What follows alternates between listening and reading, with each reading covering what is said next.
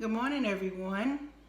How's everyone doing today? I hope everyone is having a blessed day so far. And welcome back to our channel, Front Porch Wisdom. So today, guys, we're going to get right on into it. Today's topic is Remember When / Home Economics.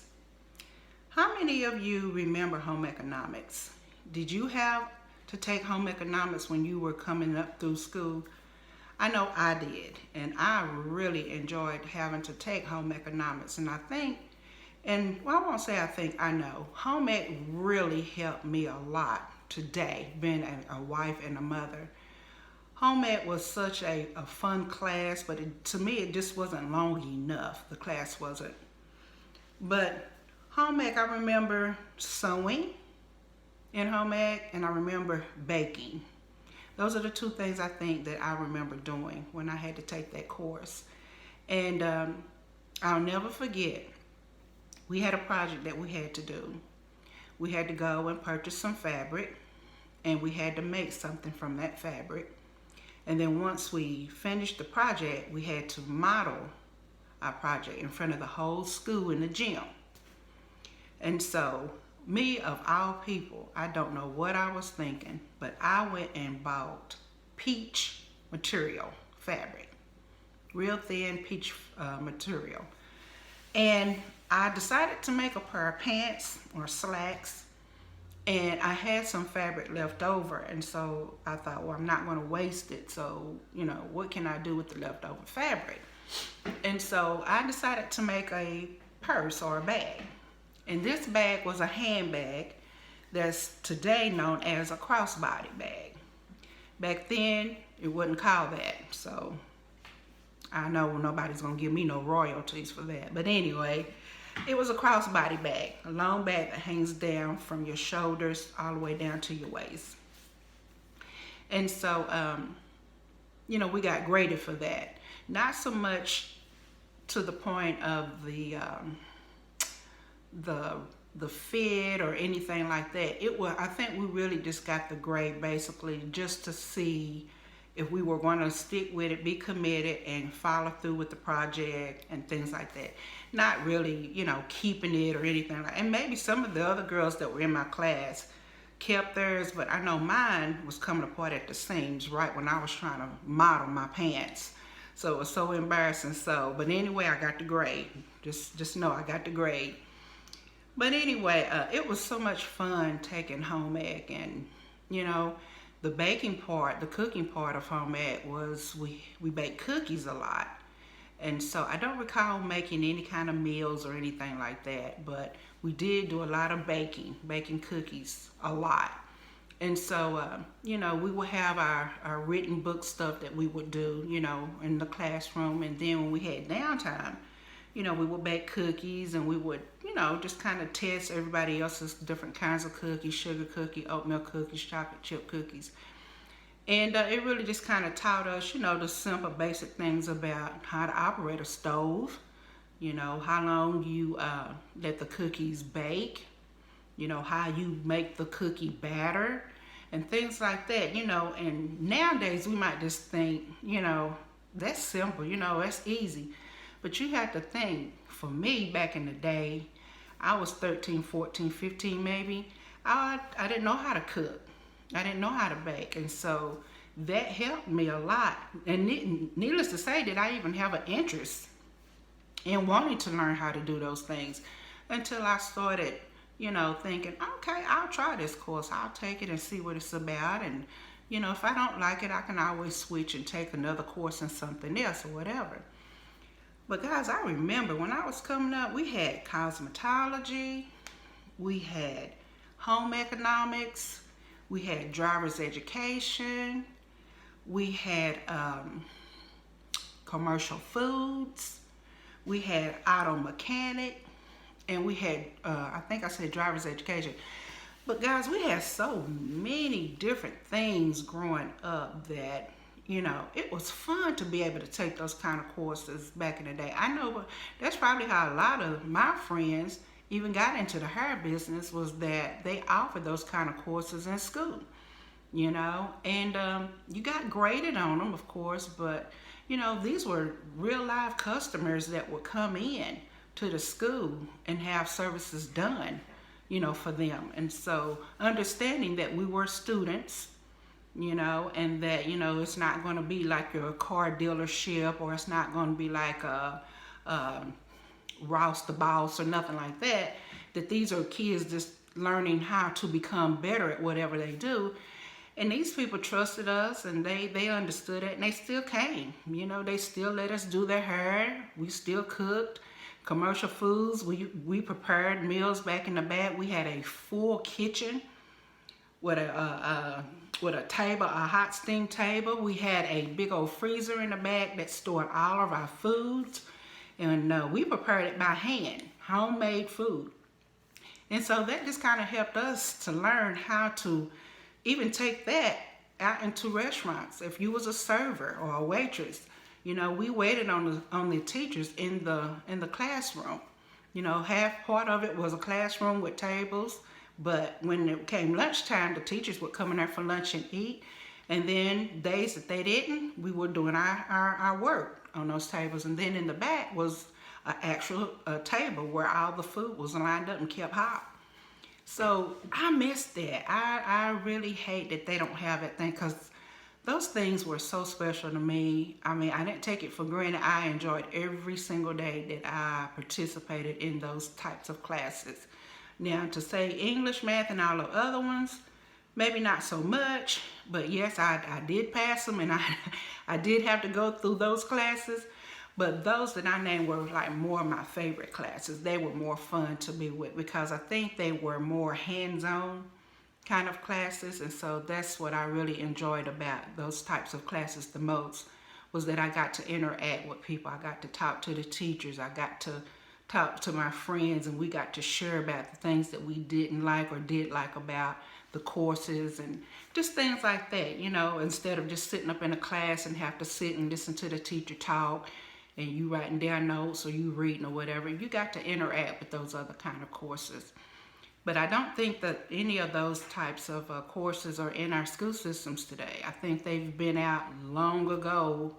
For some reason they got rid of them. They're no longer in the school systems. But woodwork, oh man, I don't know if you all know what a capture board is, but it's a long board that it's about this long, and on each side of that board is 6 holes.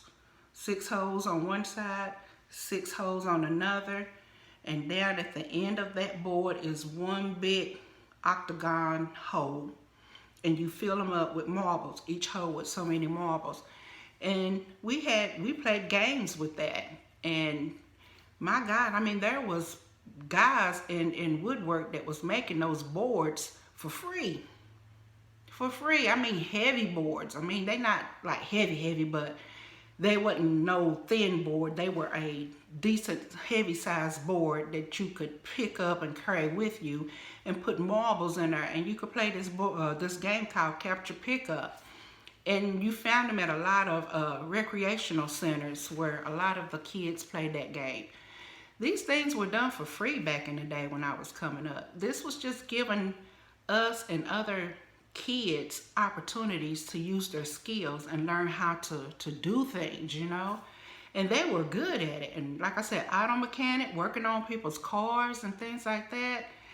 Radio, broadcasting, that was another one. We in my school, we had our own broadcasting class where we were on the news. Our school had a radio station. So how those types of opportunities, that we had back in the day, I just don't think that they have, if not any of them left. They don't have those anymore, I don't think, those kind of courses. But anyway, so back to home ec. I loved home ec. Like I said, I learned a whole lot from it. And I think that today that was part of life skills coaching, in a sense. I don't know if the teachers even realized how important and how crucial it was for us to actually have that in our lives, that, you know, once we graduated from middle school and then go over into high school, and then later graduate from high school and then get married and start a family, just how much those skills would follow us to this day. And so, you know, we also had 4-H clubs. I don't know how many of you remember 4-H club. I was in the 4-H club. There was a brownie club, which I think, I want to say it was kind of related to the Girl Scout club, maybe. But we had a brownie club. Back then there were so many clubs, you know, so many clubs you couldn't keep up with it. I mean, but now you just don't hear about those kind of clubs in high schools no more. You don't hear your kids asking about, can they be in this kind of club or that kind of club, or, you know, because I know for me, we had to get permission. You know, we couldn't just go and join clubs, even though it was in the school.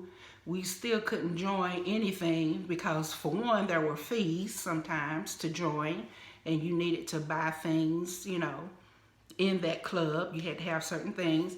So you just couldn't say, yes, I want to join, I'm going to be in. You had to get permission. And so you just don't hardly hear your kids, or I know I didn't, my kids are grown now, but I never heard my kids even ask about clubs. Can I be in a club?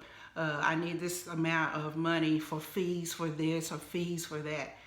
So I don't think those things even exist anymore, and it's just so sad that they don't exist. And life skills, as I had mentioned before, is so crucial for these kids, I believe, because now it's just like, for me, I think that these kids are under a lot of pressure, most of them. You know, they are working hard. They have to pay for their car, their gas. They have to pay for their books, all kinds of things they got to, you know, have to pay for. And then they have to study, you know. And so a lot of them are just, you know, they are just under stress, a lot of stress. But nevertheless, they're doing it. They're working 1, 2, 3 jobs, and they still going to school, and they got to maintain certain grades, you know.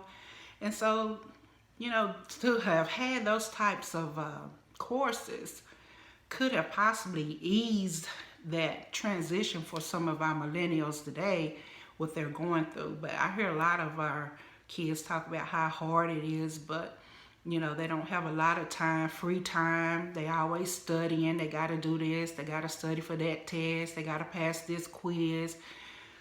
They got these exams to do. You know, it seems like it's just harder than when I came up. And so I sympathize with a lot of our young people that are coming through school. But nevertheless, they're in school, right? And hopefully they're all doing well. And when they graduate, the hard work is going to pay off. Hopefully they'll become everything that they want it to be. And they'll be one or many of people that will make a difference in this world.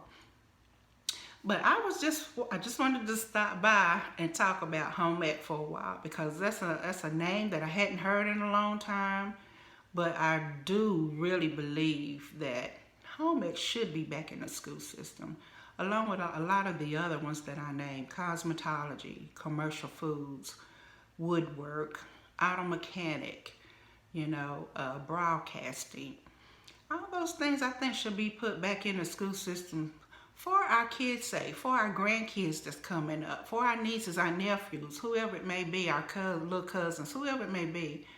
I think those things should be put back in. I don't really know why they were taken out to begin with, but I'm blessed to say that I'm glad that they were there when I came through. But let me know in the comments if you had joined a 4-H club, or, you know, a brownie club, or Girl Scout club, or, you know, whatever club, or if you attended and did home ec, or any of those I named, cosmetology, or any of those courses when you were in high school. And let me know what you feel about it. Do you think that these young kids that's coming up now, our young millennials, need these things, or, you know, they could benefit from them?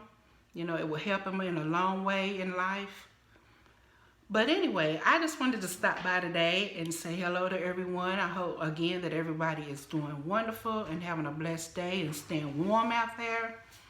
If you like the video, you already know, give it a thumbs up, hit that subscribe button, hit the bell for notifications of every video that I upload, and like the video, share the video, and by all means, please comment. I'd love to hear from you.